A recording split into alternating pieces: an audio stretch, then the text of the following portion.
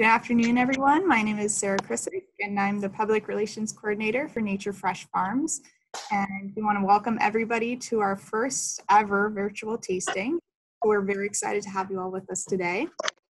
Today, we're joined by our panelists who will be sampling and discussing the product today, and with all of you and with us. So we have Yvonne Pilon, the President and CEO of We Tech Alliance. We have Amanda Kiefer, Managing Director of Produce for Kids. We have Pina Chodoli, owner of Windsor Eats. Meg Burley, owner of Blue Whale Goods. We also have Dean Lister, partner and pizza chef at Armando's Pizza Bar. Edward Duffy, dad, teacher, and self-taught cook. We have Philippe Octavian, chef and owner of Black Magic Culinary Creations. Nancy Swatko, retired teacher and avid tomato consumer. Chelsea Hendrickson, coach and fitness fanatic. And Renee Gann, taste scientist and currently freelance copywriter. So welcome to everybody joining us today. Thank you, panelists. We welcome everybody joining us to watch today, and we're very excited to have you with us. Feel free for those watching to engage in and ask questions in our chat. We will try to answer them as we go. You will also be entered to win a Nature Fresh Farms branded Sonosphere wireless speaker. So we encourage all of you to participate. So I think it's time that we get started. Today we're going to be asking our panelists to sample a red cherry on the vine tomatoes. So these are vine ripened tomatoes, guaranteeing a fresh and naturally sweet flavor. So they're known for their perfectly round shape with a bright red glow, and the tomato is very versatile, where you can cook with it. It can be eaten raw, and you can use it as a snack or a meal. So before we begin the sampling, we just have a few questions for our panelists to just kind of get their minds going and thinking about the cherry tomatoes. So my first question for all of you is, have you ever purchased cherry tomatoes on the vine? And what kind of encouraged you to buy this kind of product?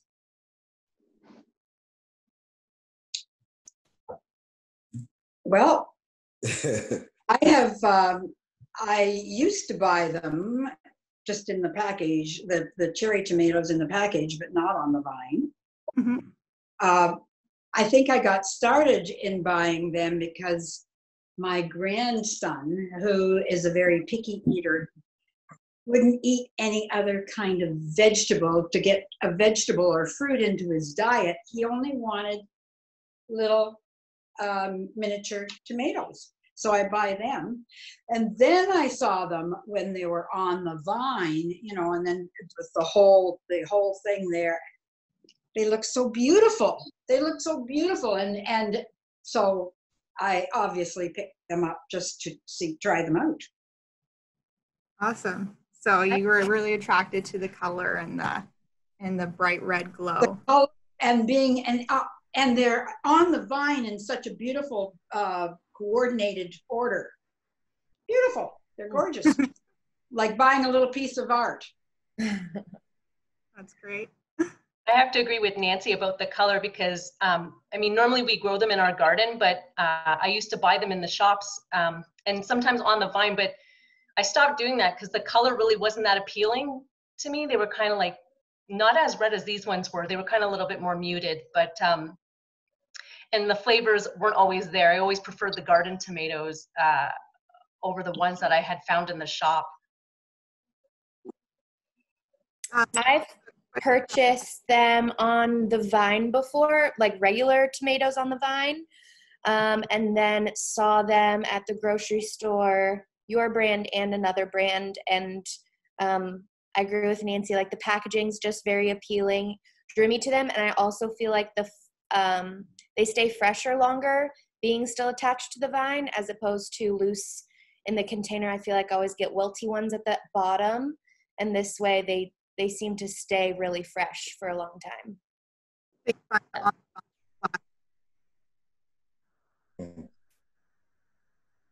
Breaking up a little bit. I think we lost you there again, right, Joe?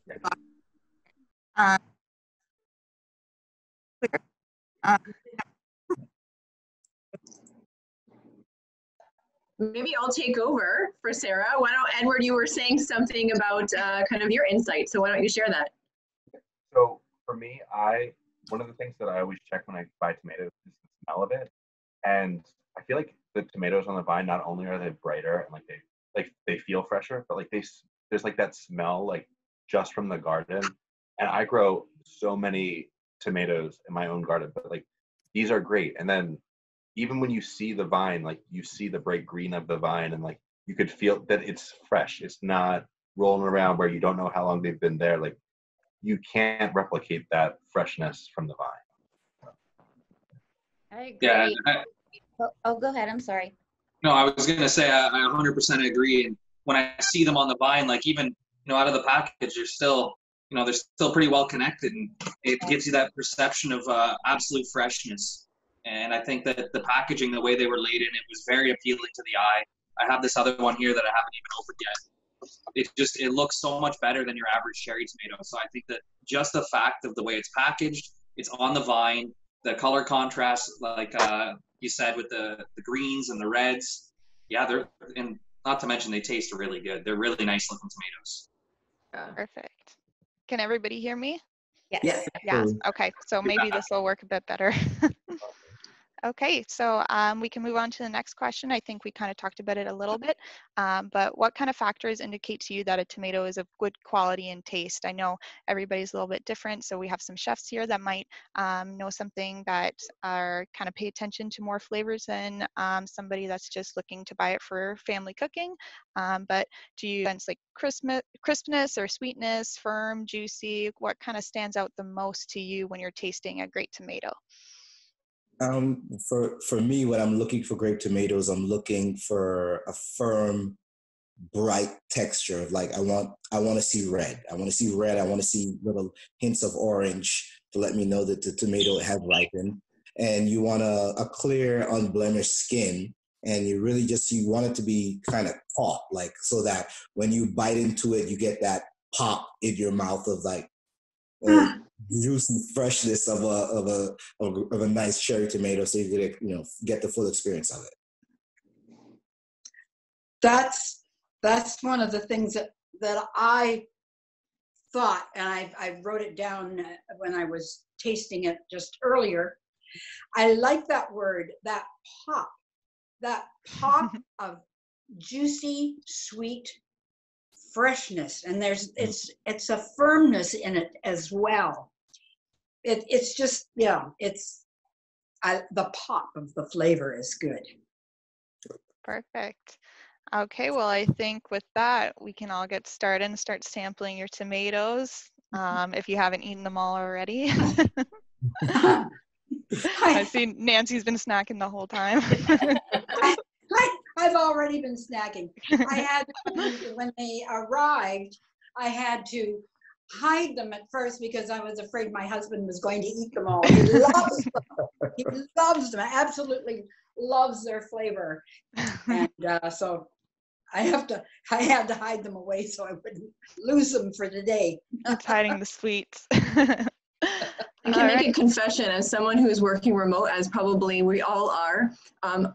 What's easy to always grab is always the chips or the cookies. So it's been really nice about today's. The snack it's so accessible. And again, snack's nice. So for me, it's been a while since I've had my fruits and vegetables. So for me, this has been a great treat. That's been, again, really good to the palate. And again, really quick and easy for people who don't have a lot of time to cook. So that's great.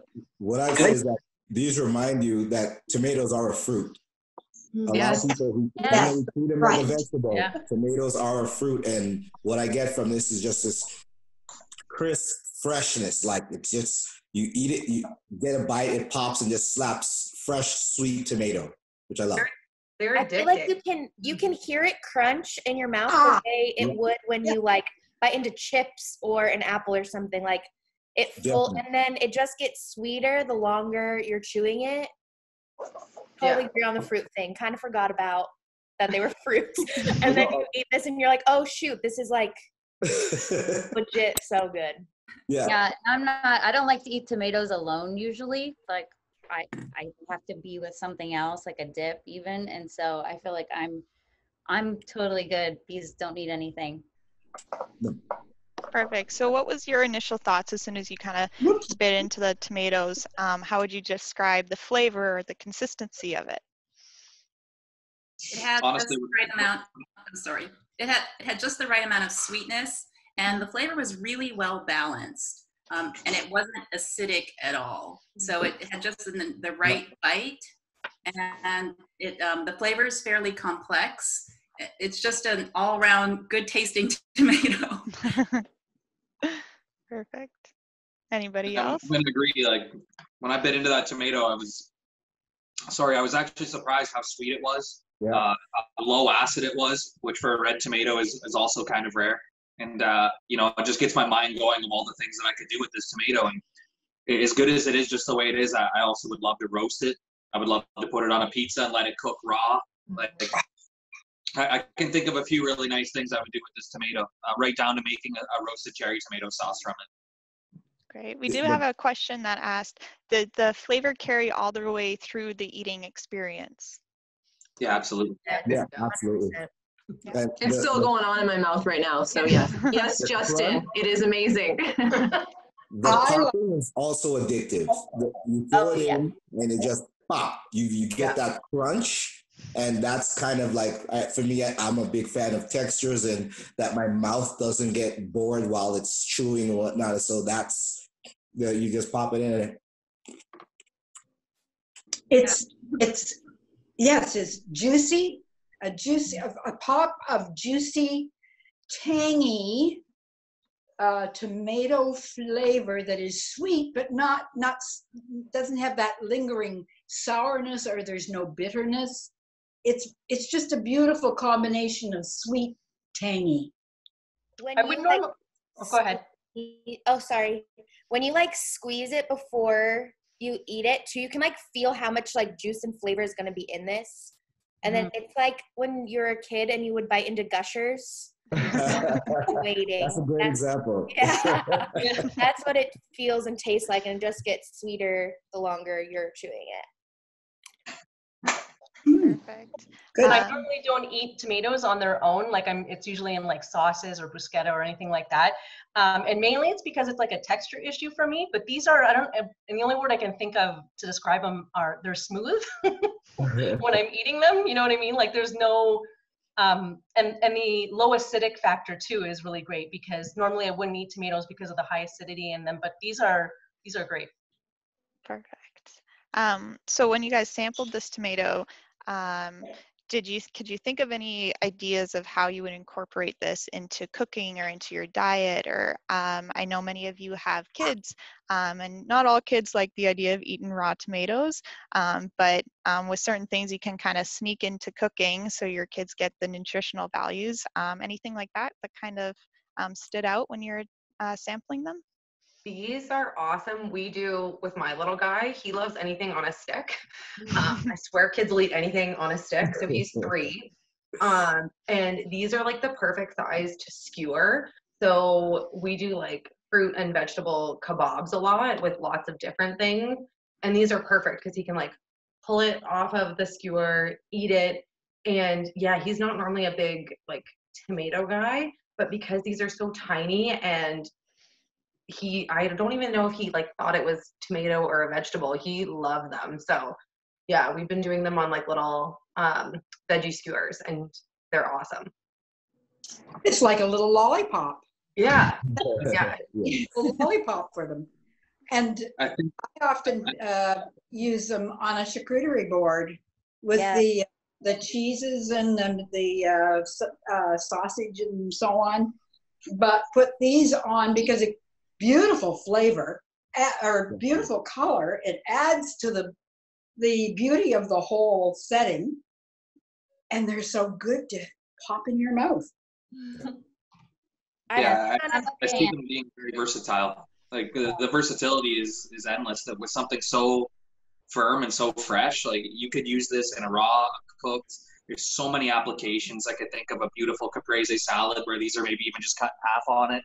Because you're not even going to lose that texture with the cut in half. It's so firm all the way through, even in half. It's still got that same bite that a whole tomato does, which honestly, we've all bought a lot of cherry tomatoes probably in our lives, and it's very rare to find a cherry tomato that has that level of firmness, as well as all the other characteristics that line up on a very good quality tomato. You know, there's a level of firmness there, but that level of firmness is not a hard. It's just a perfect. A perfect. I can't think of the right word, but a perfect. It's got bounce back. Good texture. Yeah. That's it. Nice bounce back. There you go. Yeah. Oh, I dropped it. It's gone. I've been on a really big avocado toast kick, and I know that's a super millennial thing to say, but I have been making it at home. So we've actually been buying these tomatoes all of quarantine, and cutting them up on avocado toast with like flaky sea salt has been so good because they are so sweet. You get that sweet, salty situation happening, and we couldn't find them on the vine and bought different ones, and we went back immediately. So yeah, it's the perfect sweet, salty combo. These are the tomatoes that you use when you have your good olive oil that you use for your you just simply salt, pepper, really good cold press extra virgin olive oil, maybe a little bit of balsamic if you feel inclined, but I would love to actually roast these and to intensify the flavor and see how that turns out.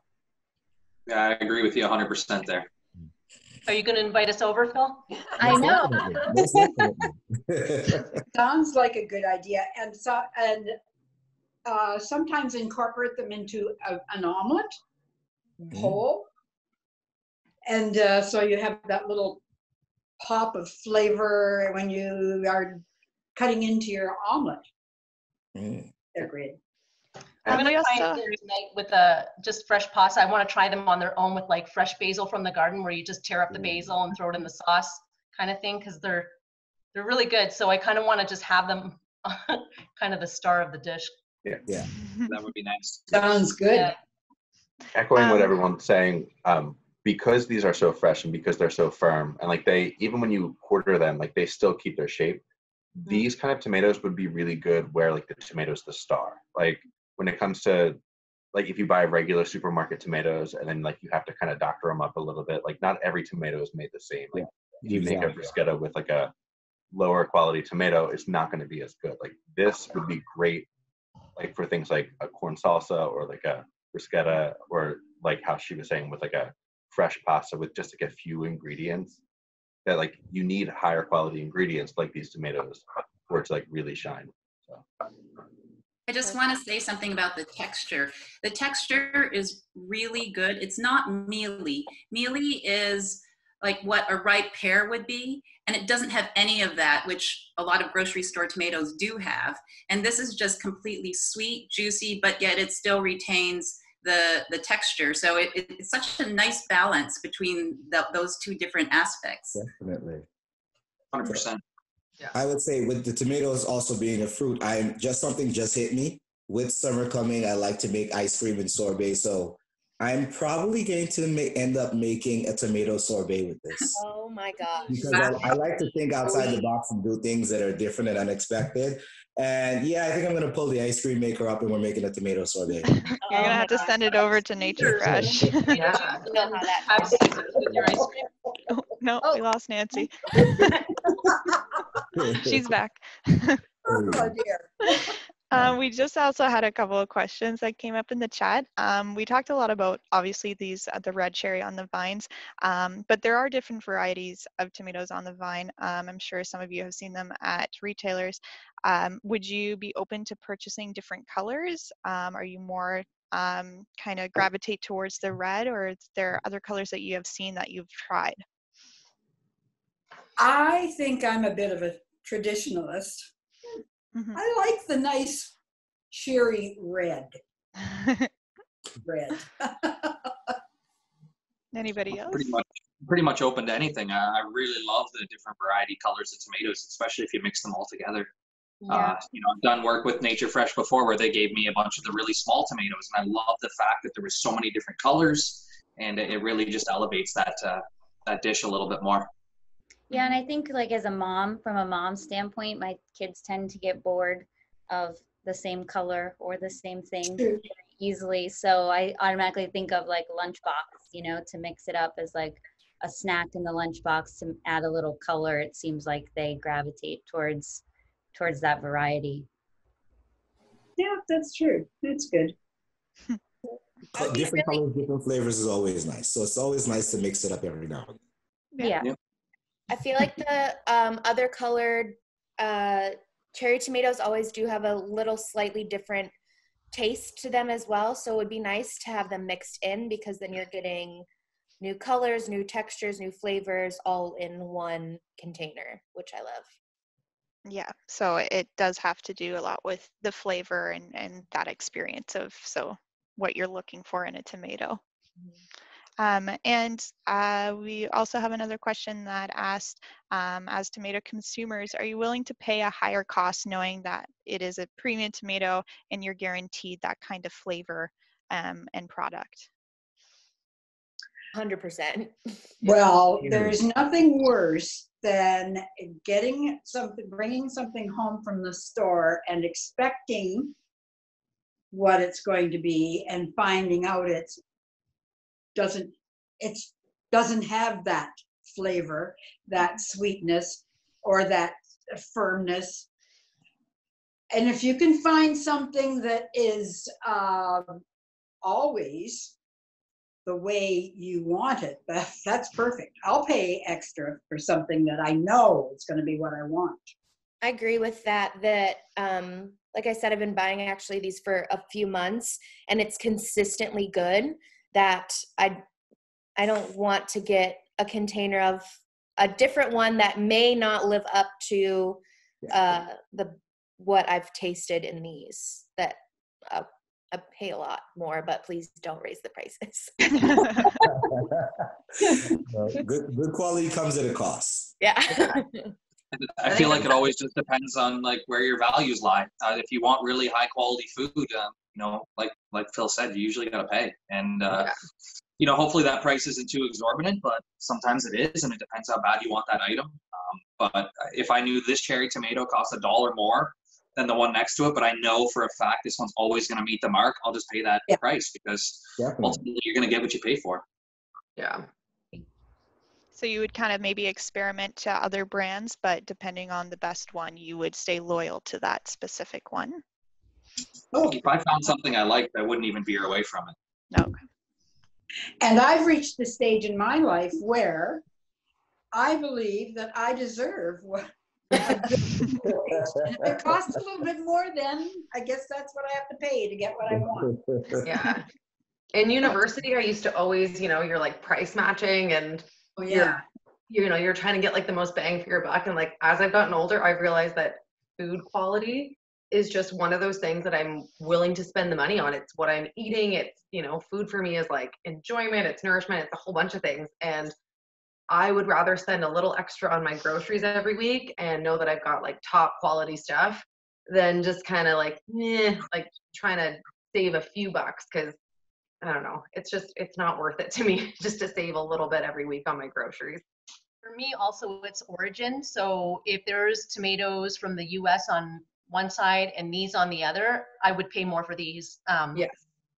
You know, if it was based on that.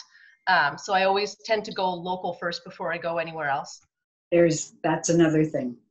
Yeah, agreed. I agree. That's definitely local, something that you know. Yeah, so these are in Leamington. So I'll usually go I'll go Essex County region first and then Canada, right? So, and then anything after that is. So for most of you, does country of origin make a difference on the kind of tomatoes or products in general that you're buying? Absolutely. Absolutely. For me, it's a major deciding factor. Mm-hmm. Yeah, the closer to home you can get something, the better it's going to be. Yep.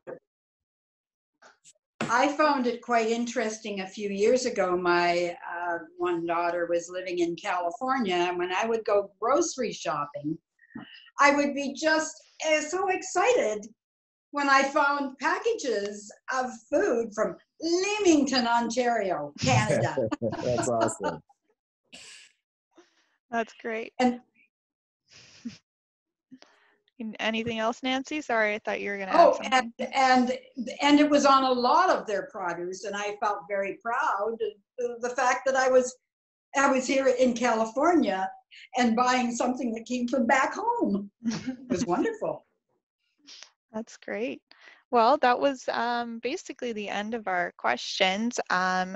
If you have anything else to add, our panelists, anything else that you didn't get to say during the past half hour, or everybody seems to be all tomatoed out? Nancy?